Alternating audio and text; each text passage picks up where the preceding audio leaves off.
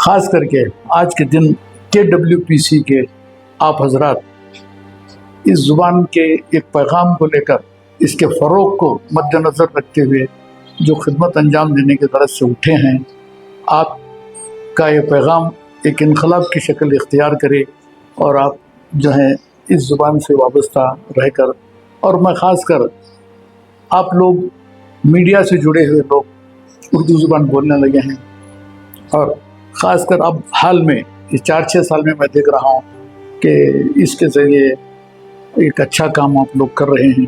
میں مبارکباد دیتا ہوں آپ لوگوں کو، KWPC والوں کو، یہ پیغام لے کر کے آپ پورے ہندوستان میں نہیں بلکہ بیرونی ممالک تک بھی پہنچنے کی کوشش کریں۔ ہندوستان کی عظیم تاریخ و ادب نے عالمی سطح پر دنیا کو جو دیا ہے، اس میں سمجھتا ہوں کہ اردو زبان بھی ایک ہے۔ ہندوستان میں پیدا ہونے والی زبان آج عالمی طور پر پھیل کر کے اپنا ایک مقام بنا چکی ہے۔ میں تو یہ سمجھتا ہوں کہ عالمی سطح پر اگر ہم سوچیں تو پوری دنیا میں اتنی میٹھی زبان دوسری کوئی زبان نہیں ہے، اسے مان کر کے چلنا ہوگا۔ یہ زبان جدید ترین زبان، بہت نئی زبان، اور اس زبان کے اندر خاص کر میں ایک بات آپ کے سامنے رکھنا چاہتا ہوں، 37% سنسکرت الفاظ اس کے اندر ہیں۔ ہندوستان کے مختلف زبانیں ہی نہیں بلکہ بیرونی زبانیں ہیں جن میں عربی اور فارسی کا خاص مقام ہے، اس زبان کو دیا ہے۔ اس کے خوبصورت الفاظ اور اس کی نرمی اور اس کی شائستگی، خاص کر عربی اور فارسی کی، یہ زبان جو ہے اپنے دامن میں سموئے ہوئے ہے۔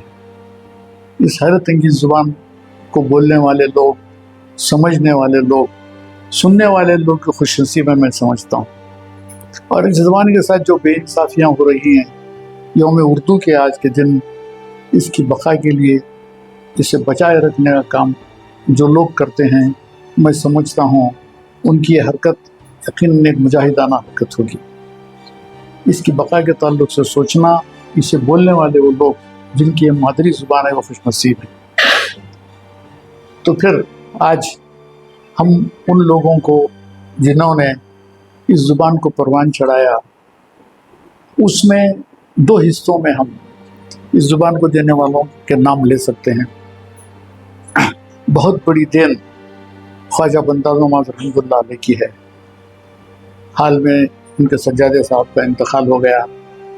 اس زبان و ادب کے سلسلے کو انہوں نے صدیوں تک اپنے جو اجداد تھے اسے برقرار رکھے ہوئے اس کی خدمت انجام دیتے رہے ہیں۔ ان کا خاندان اس کے لیے مشہور ہے۔ خود خواجہ بندہ نواز رحمۃ اللہ علیہ کی بہت بڑی دین اردو ادب کو ہے۔ دکن میں پیدا ہونے والی یہ زبان پوری دنیا کو آج اپنے لپیٹ میں لی ہوئی ہے۔ تو پھر جیسے کہ علامہ اقبال کا نام شاید ہی کوئی امام ہندوستان، پاکستان اور خاص کر بنگلہ دیش میں جہاں پر اردو بولی جاتی ہے، سمجھی جاتی ہے، مساجد کے ممبر پر سے جو خطبات دیتے رہے ہیں، اس میں شاید ہی کوئی امام ایسا رہا ہو جس نے علامہ اقبال کے کسی شعر کو نہ کوٹ کیا ہو۔ علامہ اقبال کی زندگی حدیث و قرآن کی ترجمانی کے لیے انہوں نے اس زبان کا سہارا لیا۔ حالانکہ ان کی فارسی شاعری بھی رہی ہے، مگر ہم لوگوں تک اگر قرآن و حدیث کے پیغامات اگر پہنچے ہیں تو یقیناً اس میں بہت بڑا کنٹریبیوشن علماء کے ساتھ پہلی صف میں کھڑے ہونے والے علامہ اقبال رحمۃ اللہ علیہ کا نام ہے۔ جہاں تک ادب برائے ادب کی اگر ہم بات کرتے ہیں تو اس میں میر و غالب کا نام آ جاتا ہے۔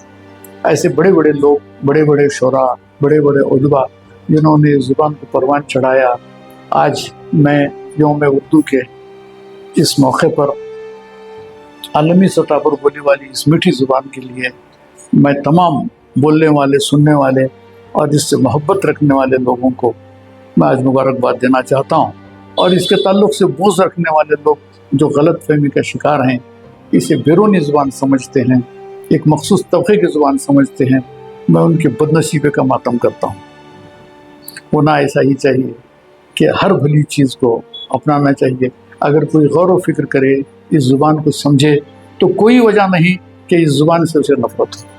محبت کی زبان، پیار کی یہ زبان، شائستگی کی یہ زبان، جس کے اندر پوری انسانیت اور انسانیت کے تمام اقدار فریب ہوئے ہیں، مبارک ہو اردو بولنے والوں کو، اردو سمجھنے والوں کو، اس کے نہ سمجھنے والوں کو بھی توفیق اللہ تعالیٰ آج دے کہ اس زبان کے تعلق سے غلط فہمیاں دور ہوں، اس کی محبت میں وہ مبتلا ہو جائیں، بس۔